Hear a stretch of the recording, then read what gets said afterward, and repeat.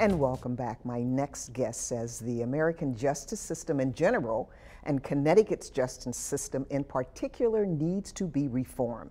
He has written a book to explain why. The book is called The Justice Imperative. It looks at how the American lock them up and throw away the key attitude is hurting this country. The author of the book joins me now, Brian Moran, Malta Justice Initiative. Thank you so much, Brian, for coming. And tell us, what is the Malta Justice Initiative? Okay.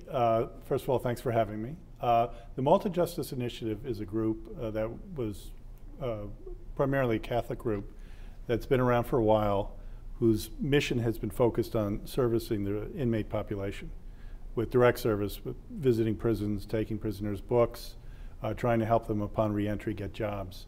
And they'd been around for a while, and they were kind of getting frustrated with the lack of progress in trying to put a dent in the problem.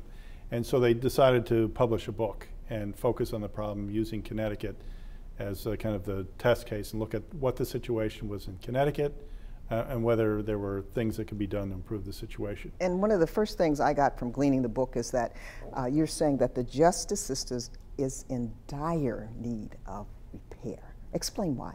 Well, I don't know that it's so much repair as just a different policy take and change in the policy. Because as you said, this notion of locking people up and throwing away the key. And what we're focused on is really trying to right-size the prison population. And the growth in the prison population in Connecticut went from 3,800 in 1980 to at one point over 20,000. And right now it's about 16,000 plus. And all of that was driven by the war on drugs. And we all remember the 70s and 80s, at least people of my age do.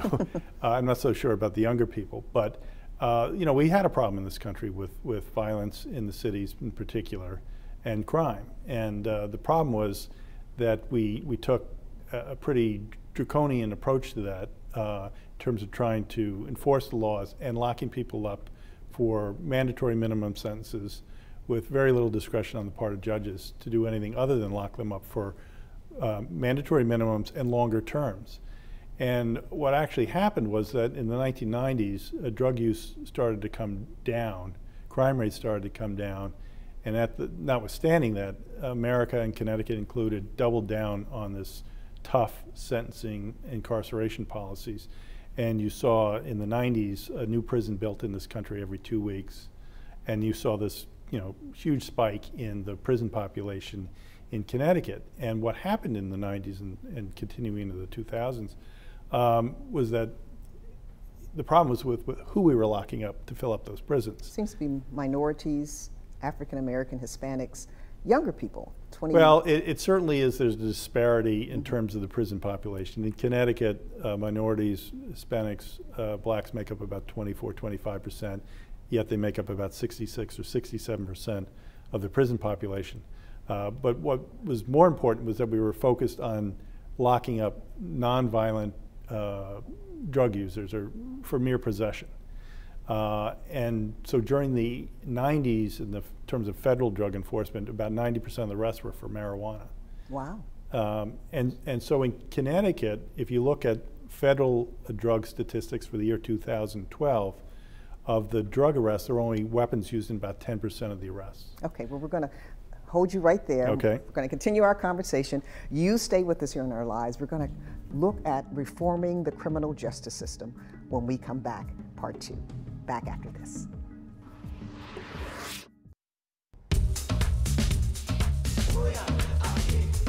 And you are watching Our Lives. Thanks for joining us. I'm Gwen Edwards. The criminal justice system impacts so many lives here in Connecticut and across the nation. And for one reason, the U.S. has more people in prison than any other country. That's just one reason.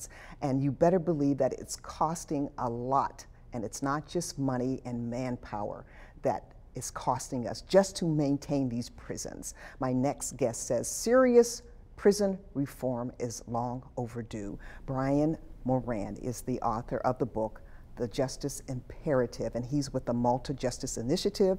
This group is pushing for major reforms in the criminal justice system. What do you want to see done, Brian? Well, what we'd actually like to see done in Connecticut is to take the prison population and right-size the prison population, bring it down in half, close half the prisons, and cut the costs of the system in half, and reinvest the savings from that in treating people in diversionary programs. So instead of sending them to prison, you're trying to deal with the particular problems that those prisoners, those inmates may have, and particularly whether it's drug addiction or mental issues.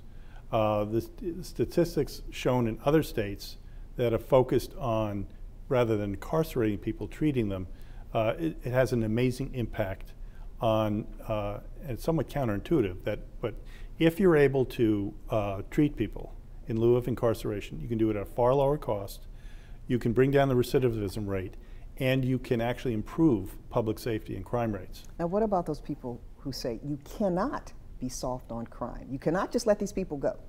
Well, as to, you know, truly violent people, people who pose a serious risk to the public, we're not in favor of being any more lenient on those people. That is in fact what prisons are for those very kinds of people. But when over half the people in the prison are, again, non-violent, they don't have a history of violence, they didn't use a weapon or in their crimes, but they're have simply guilty of non-violent drug possessions. Our point is that it doesn't make sense at $51,000 a year to be putting them in prison, particularly if when they get out, in Connecticut, the recidivism rate is about 2 out of every 3. That's about 20% higher than the national rate of 43%. So we have this revolving door system where they're coming out of prison and they're not being supported. They're not coming out not having been properly trained either through education or vocational training. They haven't gotten the kind of treatment they need either for their drug addiction or their mental illness situation. They're coming out unsupervised. And they're also handicapped by the fact that they no longer qualify for public housing. They may not qualify for public assistance. They may not be able to get a driver's license. So if you're coming out and you don't have any place to go in terms of housing, and you don't have a job, is it any surprise that they're failing and they're ending up within 2 years being back in prison, again, where the taxpayer is footing the bill for that? And what has happened in both blue states and red states that embrace the kind of reforms that we want, if you treat people, you can do it at a far lower cost. So community supervision is estimated to be about 1/3 of the cost of incarceration. Probation is estimated at about 10% of the cost of incarceration. There's a RAND study that was conducted over 30 years which suggests that for every dollar you invest in an inmate and education, you save $4 or $5 on incarceration. Very quickly, we want you to give us your website. Okay, our website is the Justice Initiative. You can get to it that way, or the name of the book is the Justice Imperative, and you can find it that way as well.